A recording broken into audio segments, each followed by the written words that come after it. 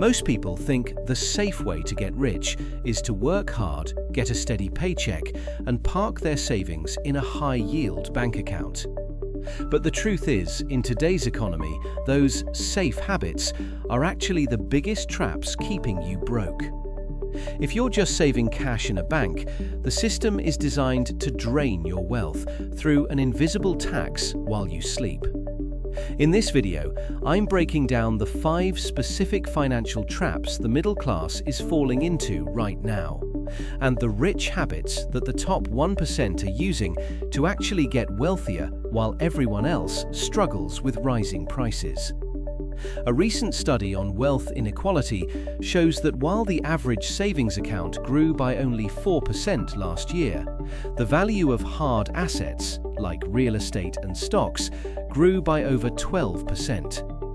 The gap between the middle class and the rich isn't about how much they work, it's about what they own. Let's start with the trap that most of our parents taught us was the golden rule: saving money.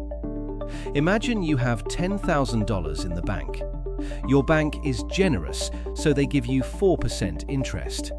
At the end of the year, you have $10,400. You feel like a winner, right? Wrong. Because in 2026, the real inflation, the cost of things you actually need, like housing, energy, and good food, is moving at 7% or 8%. That means the $10,400 you have now actually buys less than your $10,000 did last year. You didn't gain $400, you lost $300 in buying power. The middle class focuses on the number in their bank account. The rich focus on purchasing power. Rich people don't save cash, they swap it. They take that cash and immediately trade it for hard assets. Think of it like this. If you own the orchard, you don't care if the price of an apple goes up. You want the price to go up because you're the seller. But if you're just saving apple coupons while the price of apples doubles, you're going hungry. In 2026, cash is a coupon that expires a little bit every day. To understand how the rich really win, you have to stop looking at debt as a scary monster and start looking at it as a tool. Most people are taught that all debt is bad, so they work extra hours to pay off their car or their house as fast as possible. But in 2026, that's a massive mistake. If you have a mortgage with a 3% or 4% interest rate, but inflation is at 7%, the bank is actually losing value on that loan every year, and you are winning. You are paying back the bank with cheaper dollars than the ones you borrowed. The middle class uses debt to buy things that go down in value. This is bad debt. Think of credit cards for clothes or a loan for a new SUV. This takes money out of your pocket every month. The rich use debt to buy things that go up in value or produce cash. This is good debt. Imagine borrowing $100,000 to buy a small rental property that pays you $1,000 a month in profit. Even after you pay the bank their share, you still keep $400. You just got richer using the bank's money. The middle class works for the bank. The rich make the bank work for them. This leads us to the third trap: the idea that a high salary is the same thing as being rich. There are only 24 hours in a day.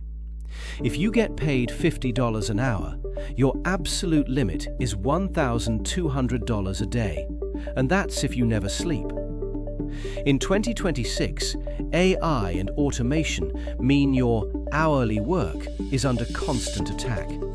If your income depends on you being physically present or typing on a keyboard, you have a ceiling you can never break. The middle class focuses on their hourly rate. The rich focus on scalable assets. A rich person spends their time building a system, like a business, a digital product, or a portfolio of stocks that can sell to 1,000 people while they are asleep. They stop trading minutes for dollars and start trading solutions for dollars. If you only get paid when you are awake, you will work until the day you die.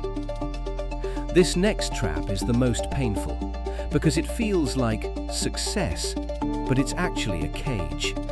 It's called lifestyle creep.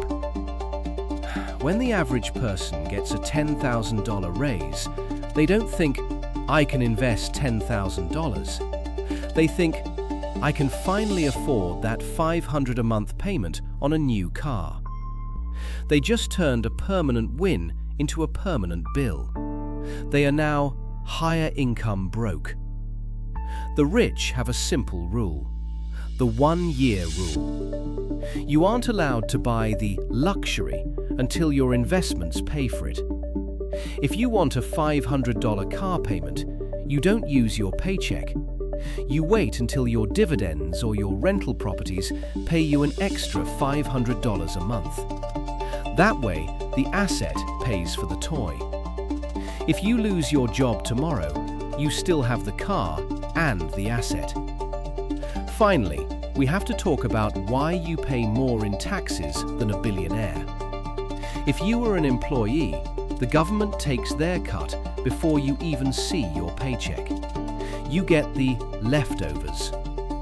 If you make $100,000, you might only take home $70,000. You are starting every year with a 30% disadvantage. The rich live inside a business.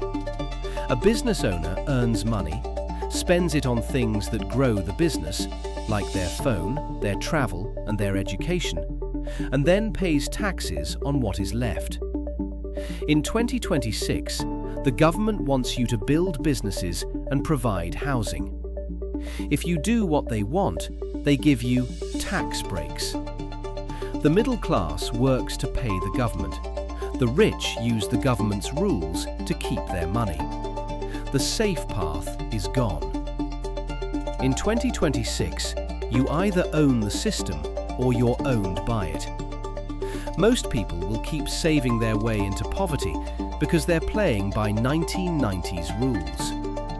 If you realize today that your safe habits are actually traps, the next big question is, where do you actually put your money so it starts working for you?